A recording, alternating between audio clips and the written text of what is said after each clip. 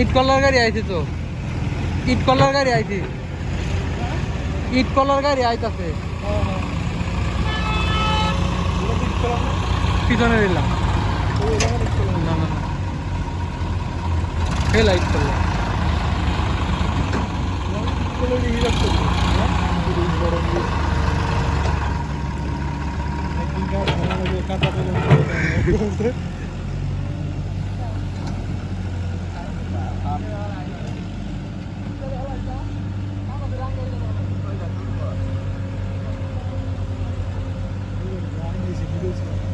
video করছি